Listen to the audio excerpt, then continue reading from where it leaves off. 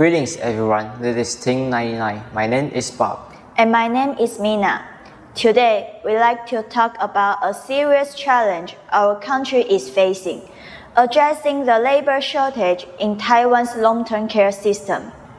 First, let's look at Taiwan's population. As you can see from this chart, where our elderly population is growing very fast. By 2025, Taiwan will become a super age society. This means that 1 in every 5 people will be over 65 years old. With so many older people, who is going to take care of them? This brings us to the concept of LTC, long-term care. Long-term care includes physical and daily living support services that typically last for more than 6 months or expected to continue for an extended period. Because we have more elderly people, the demand for LTC is going up dramatically. Look at this trend. Almost 1 million people will soon need care in their daily lives. Therefore, in 2017, our government introduced Long-Term Care Plan 2.0. The goal here is to provide uninterrupted services for families, homes, communities, and residential care facilities. It established a six-tier community-based care system. It provides vital services like personal care, transportation, home safety, and respite care for exhausted family members. A huge part of the plan also focuses on expanding the LTC labor workforce to meet the demand. Now, the big question, has Long-Term Care 2.0 actually solved our labor shortage? Well, the impact has been positive. Over the last 10 years, the workforce has seen significant growth, adding over 100,000 people. However, the challenge is that our society is aging so fast that it is overtaking this workforce growth. The population needing care is already approaching 900,000, so the policy is effective, but it is still severely insufficient. Let me make this gap even clearer.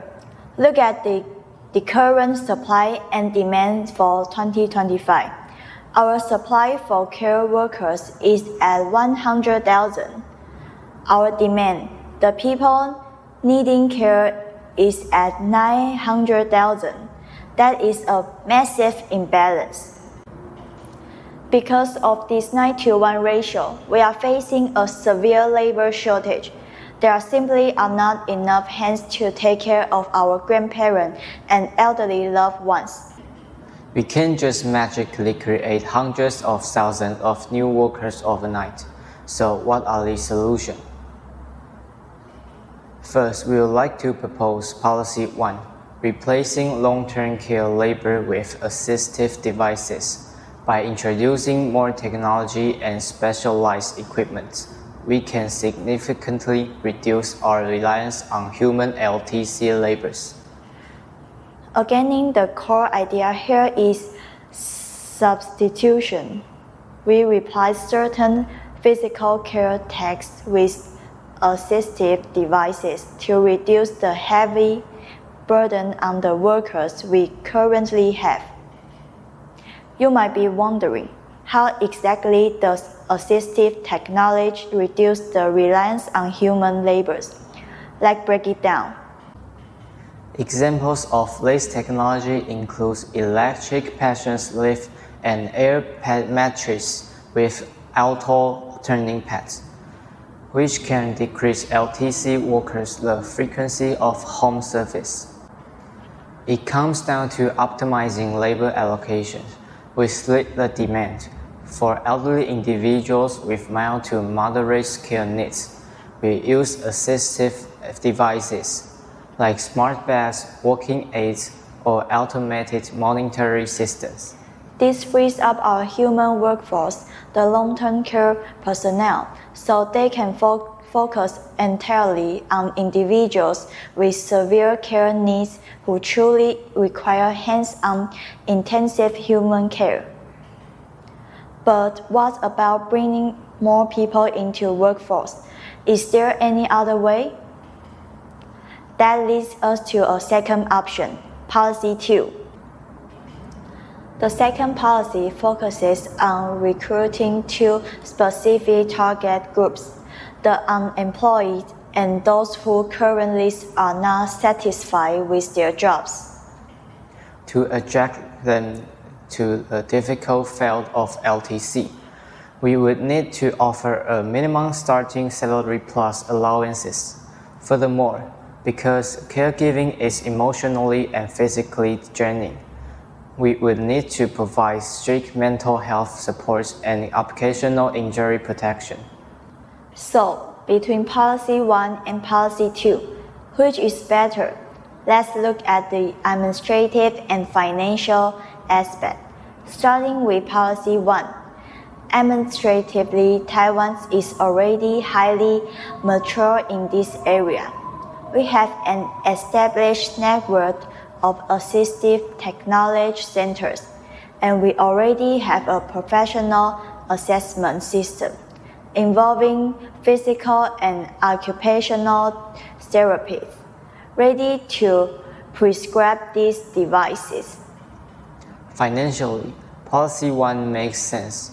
While buying a device involves an upfront cost, it is a one-time investment that provides long-term support. On the other hand, let's look at Policy 2.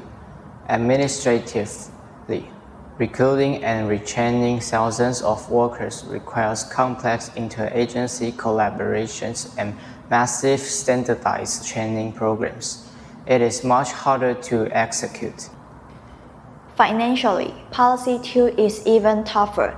It involves high recurring costs because you have to pay for trainers' salaries. There is also a high risk of sunk cost. If a worker burns out or quits after training, the investment is lost. Ultimately, it's a short-term relief, not a long-term solution. Therefore, the winning strategy is clear. The uncertainty of Policy 2 is higher than Policy 1. To truly solve the severe labor shortage in our aging society, we must prioritize Policy 1, replacing long-term care labor with assistive devices. By combining smart technology with human compassion, we can ensure that every senior in Taiwan gets the care they deserve. Thank you for listening.